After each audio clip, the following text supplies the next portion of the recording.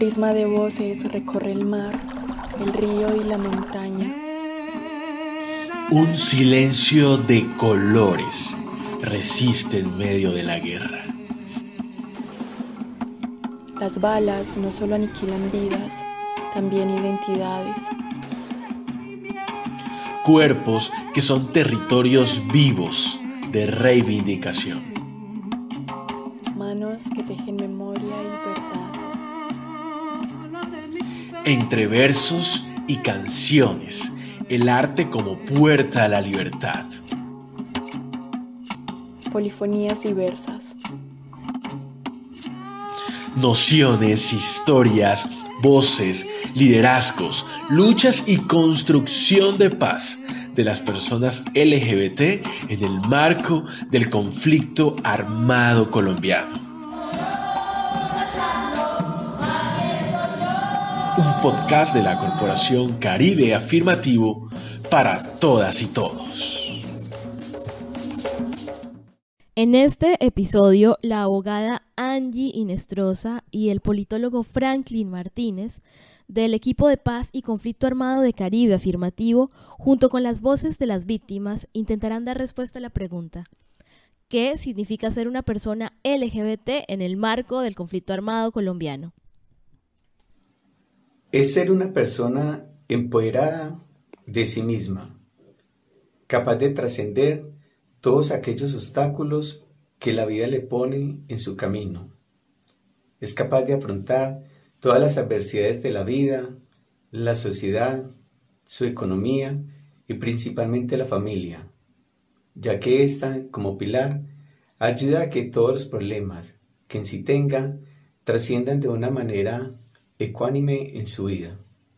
Es ser una persona líder, capaz de transformar el entorno, para así llenarle de una mejor calidad de vida, tanto para consigo mismo, para con aquellos que lo rodean.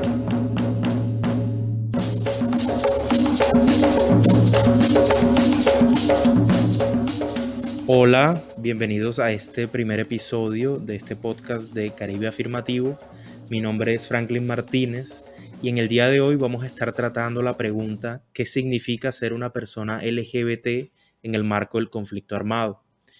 Me encuentro hoy con Angie Hinestrosa, quien trabaja en Caribe Afirmativo y que nos estará acompañando en este episodio. Hola, Angie. Hola Franklin, un placer hacer parte de este podcast que responde a una pregunta que nos hemos hecho durante muchos años de investigación y que seguimos también investigando y preguntándonos qué significa ser una persona LGBT en el conflicto armado. Y en ese caso, desde tu experiencia, de tu carrera en Caribe Afirmativo, ¿qué crees tú que puede o cuál podría ser una respuesta tentativa a esta pregunta?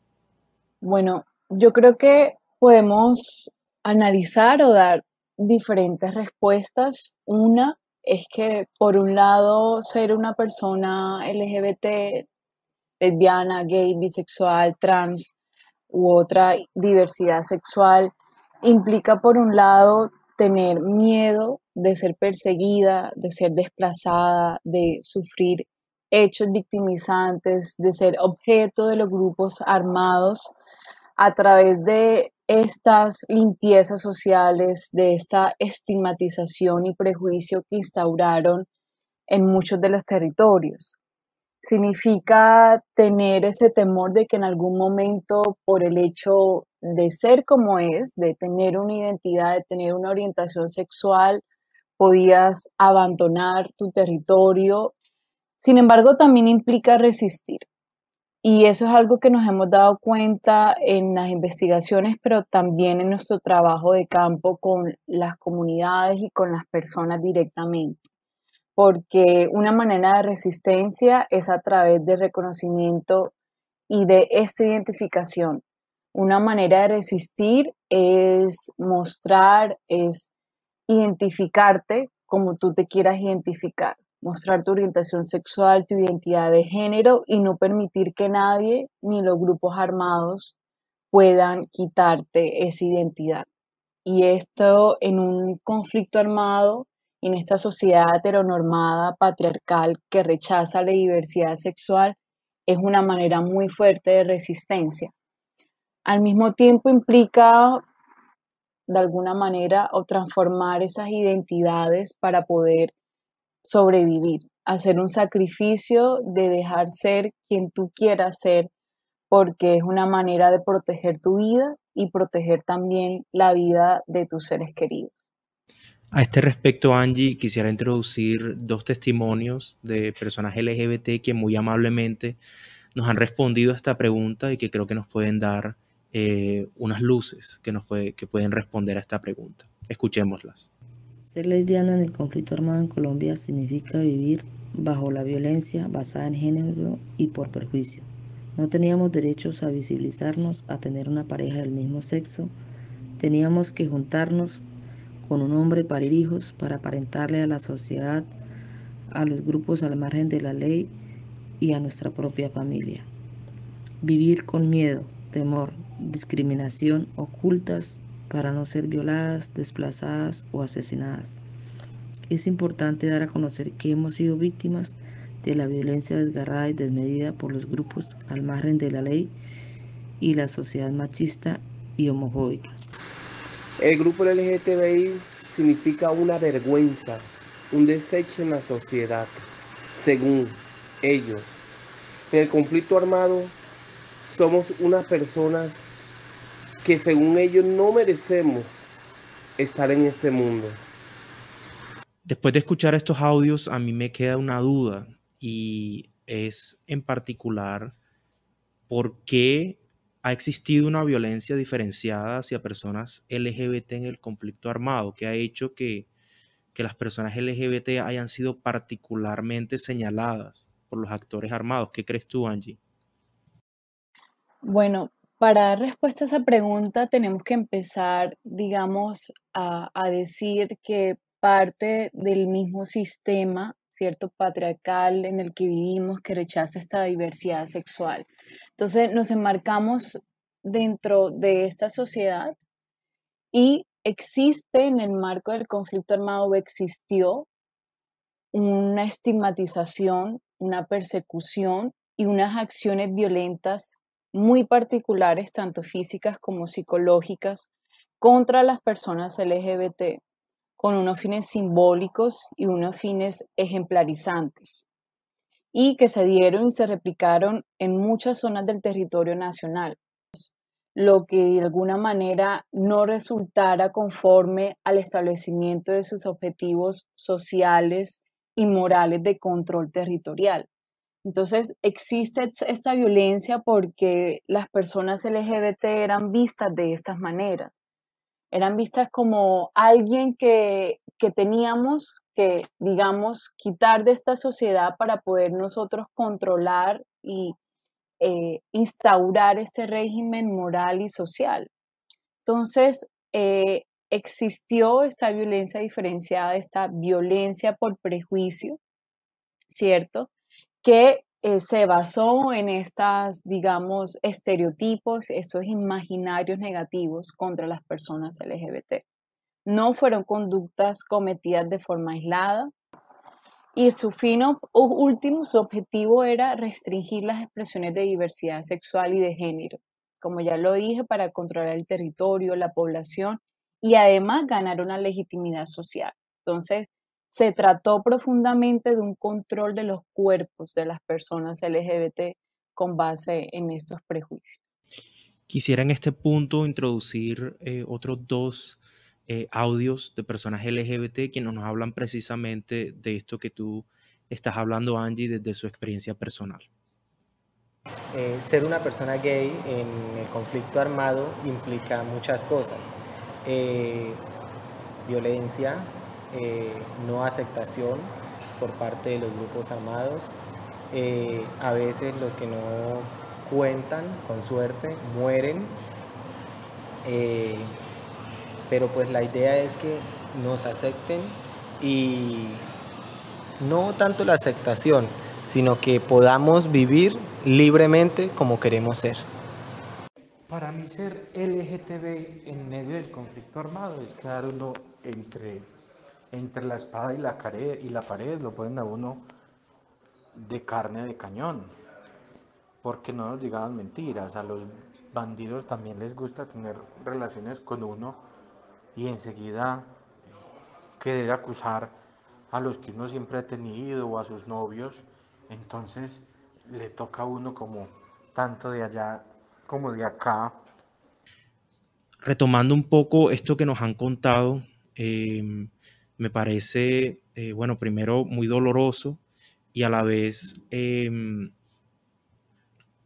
complicado, porque en el conflicto armado finalmente estamos hablando, sobre todo cuando menciona que está entre la espada y la pared, es que tanto los actores, digamos, esto lo interpreto como que tanto los actores legales como ilegales victimizaban a las personas LGBT, es decir, que no había un lugar seguro, no había un sitio en el que una persona pudiera pudiera expresarse como quería. En ese caso, lleva a otra pregunta, Angie, que sería, bueno, ¿cómo legitima el sistema, el Estado, la sociedad, las violencias cotidianas y las violencias del conflicto armado que se cometen en contra de personas LGBT? Sí, porque claro, habría carecido de estos efectos simbólicos que los grupos armados buscaban y no hubiera sido instrumentales en este fortalecimiento de su legitimidad social. Entonces, en ese sentido, nos encontramos en esta sociedad también, en este sistema patriarcal que ha impuesto una visión hegemónica del género y de y la sexualidad. Entonces, mujeres de esta manera, hombres de esta manera, todos son heterosexuales, no hay oportunidad, no hay cabida para estas expresiones de género diversas, estas identidades diversas de género y estas orientaciones sexuales. Entonces, en este sistema y además en el Estado que permite estas violencias, que no las investiga, de las violencias cometidas contra las personas LGBT, es un escenario perfecto para que se sigan normalizando las violencias contra personas LGBT, para que los grupos armados, tanto legales y ilegales, aprovechen este contexto para que sus conductas cometidas contra las personas LGBT sean una manera de ejemplarizar cómo debe ser el comportamiento de las personas. Y pasaba mucho en los territorios que dentro de las juntas comunales se ventilaba y se decía, tal persona es lesbiana o tal persona es de esta manera. En estas juntas comunales habían presencias de grupos armados ilegales y era una manera de decir, mira, te estamos aquí como denunciando para ver que hagas algo. Otra cosa importante, Franklin, que quiero resaltar es que muchas de las personas también sufrieron una discriminación, una violencia desde sus familias, desde ese, digamos, importante grupo, digamos, donde muchas personas se sienten protegidas. Entonces, históricamente hablamos también de familias con tal vez algunas ideas religiosas muy conservadoras, donde no hay cabida de esa diversidad sexual, donde también se rechaza. Entonces, hablamos de una discriminación desde ese hogar familiar, desde ese contexto también comunitario, y eso profundiza y profundizó la violencia en el conflicto armado. Claro.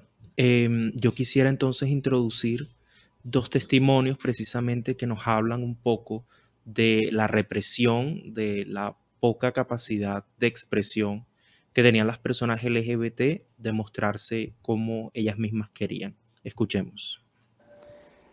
El conflicto armado para el colectivo LGTBI y para mí me ha marcado y muy significativamente, ya que nos reprimió de muchas cosas que podíamos sacar adelante en el transcurso del tiempo, pero por medio de represalias, de autodefensa, de las guerrillas, nos tuvimos que reprimir demasiado por miedo a todos esos actos vandálicos que en esa época estaban cometiendo ellos. Fue muy significativo, por lo tanto que nos dio motivos para escondernos un buen tiempo hasta que toda la violencia fuera pasando de nuestro municipio. Ahora estamos retomando nuevamente con mucha dificultad, pero vamos paso a paso logrando objetivos que nos hemos propuesto. Ser LGTBI en el marco del conflicto armado fue muy duro porque no nos podíamos expresar como queríamos cada uno de nosotros, de nuestro colectivo. No nos podíamos vestir como quisiéramos. Le teníamos miedo a la guerrilla, a las autodefensas y más a la policía, que me metieron al calabozo 27 veces solo por ser marica, solo por vestirme como yo quisiera. Por eso para mí fue complicado ser LGTBI en el marco del conflicto armado. Creo que la experiencia de las personas que hemos escuchado hasta ahora nos dejan o nos presentan un panorama bastante negativo hacia las personas LGBT en general. Sin embargo, en tu experiencia, Angie, ¿tú consideras que han existido violencias diferenciadas hacia un grupo particular de personas LGBT que ha sido particularmente violentado? Bueno, Franklin, digamos que partimos de la base de que existen unas violencias muy particulares contra las personas LGBT, violencias físicas, psicológicas, unos controles de los cuerpos que podemos hablar de manera generalizada. Existe también un poco de sevicia y de unas violencias bastante atroces cuando analizamos estos hechos victimizantes durante el conflicto armado. Hablamos de violencia sexual, de desplazamiento forzado, de trabajo forzado y explotación sexual. Pero yo creo que en el análisis y tal vez de la experiencia que hemos tenido, específicamente hay una violencia mucho más profunda y diferenciada contra mujeres lesbianas, bisexuales y específicamente contra mujeres trans. Y esto te lo explico de la siguiente manera. En nuestra sociedad se ha creado, digamos, unos contextos socioculturales con unos imaginarios estereotipos en contra de las mujeres trans. Entonces, existen unos imaginarios de que la mujer tiene que ser de esta manera, ¿cierto? Las mujeres lesbianas, bisexuales, trans son percibidas entonces como unas infractoras de estas normas tradicionales de género y en muchos casos sus cuerpos, sus identidades difieren de este estándar de lo femenino y de lo masculino. Entonces, cuando una mujer asume su vida por fuera de estos estándares, específicamente una mujer trans, de la regularización y del control, como ya le hemos dicho, a partir de este orden, entre comillas, natural que existe y que surge de esta concepción social. Entonces, por ejemplo, en el Caquetá, las mujeres trans tuvieron miedo bajo unas amenazas, digamos, muy concretas en que tenían que saber comportarse, o si no, se iban del territorio y se iban del pueblo. Estas amenazas sobre todo estaban enmarcadas dentro de las llamadas operaciones de limpieza social que también se replican en otros territorios. Entonces buscaban justamente limpiar este territorio, desaparecer y quitar lo que entre comillas incomodaba, y en ese sentido las mujeres trans eran rechazadas y estigmatizadas. Muchas mujeres trans fueron víctimas de trabajo forzoso, incluyendo esclavitud sexual. Se cometen por esos estereotipos negativos alrededor también que existen de la labor y la forma de actuar de las mujeres trans asociadas a, por ejemplo, el trabajo doméstico, el cuidado, la limpieza, e incluso que tenían que ser compañeras sexuales de actores del conflicto armado o ser utilizadas para actividades de espionaje. Entonces, claro, existe una violencia un poco más profunda y diferenciada cuando hablamos de mujeres trans, que implica también por esa visibilidad y esa transformación que hay en esa identidad de género.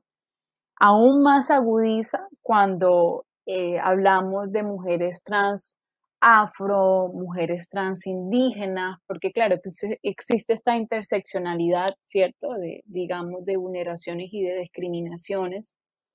Y sin embargo, yo creo que es algo que hay que seguir profundizando.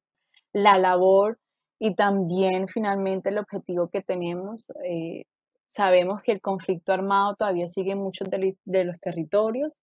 Sabemos de mano que muchas de estas personas tienen miedo a denunciar, que muchos de los factores que ocurrieron en años anteriores se siguen replicando. Entonces, tenemos una labor muy grande, muy grande desde nuestros espacios personales y también comunitarios. Claro, y sin embargo, ante este panorama, las personas siguen resistiendo y a través de este podcast y de nuestro trabajo, mujeres trans precisamente y mujeres lesbianas nos han enviado 2 audios en los cuales ellas precisamente hablan de su experiencia como mujeres trans y como mujeres lesbianas en el conflicto armado. Ser una mujer trans en el marco de conflicto armado es difícil. Es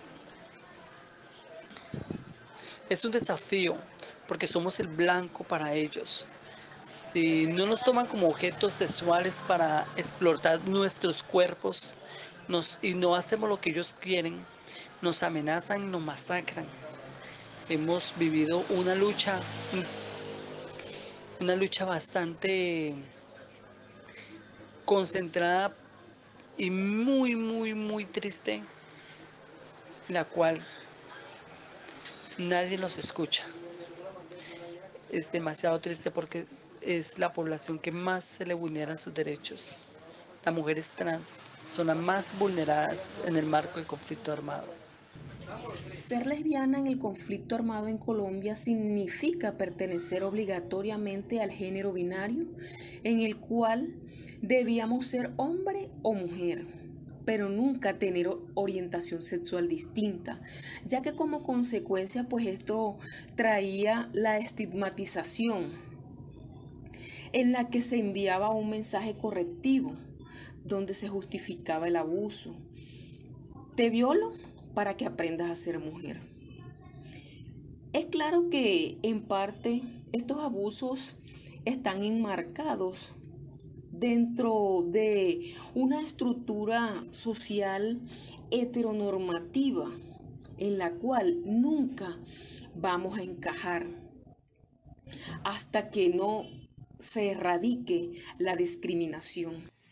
Estos 2 audios nos permiten dar una conclusión a este primer episodio de nuestro podcast. Ha sido realmente una experiencia muy enriquecedora escucharte a ti, Angie, y escucharte complementada también por las experiencias de personas LGBT que han sufrido tanto en el conflicto armado, como lo hemos nombrado en algún momento en Caribe Afirmativo, en un continuum de violencias, pero a la vez en un continuum de resistencias, en el que si bien existe la violencia de múltiples formas, en este marco de represión, de heteronormatividad. Y bueno, este es el final. Muchísimas gracias, Angie. Si quieres, sí, puedes despedirte. Muchas gracias, Franklin. Pues no, la verdad también para mí ha sido importante participar de este podcast y que se siga replicando y que pueda llegar a muchos de los territorios. Simplemente como reflexión final, creo que tenemos una labor muy grande, como lo había dicho. Hay que seguir yendo a los territorios, escuchar a las personas.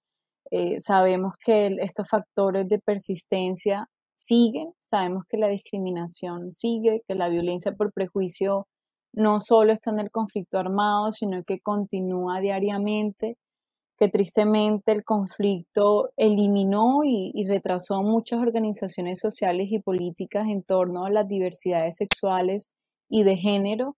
Eso nos hemos dado cuenta en nuestro trabajo en los territorios y que seguiremos pues en la lucha hasta que se reconozca estas diversidades sexuales. Muchísimas gracias, Angie, y hasta luego.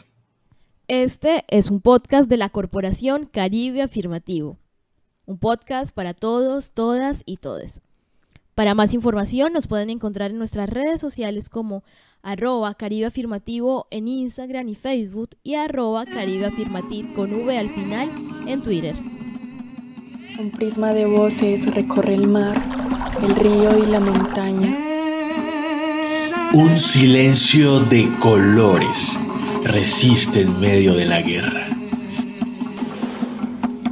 Las balas no solo aniquilan vidas, también identidades.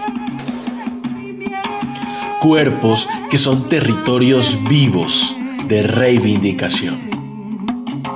Manos que tejen memoria y verdad. Entre versos y canciones, el arte como puerta a la libertad.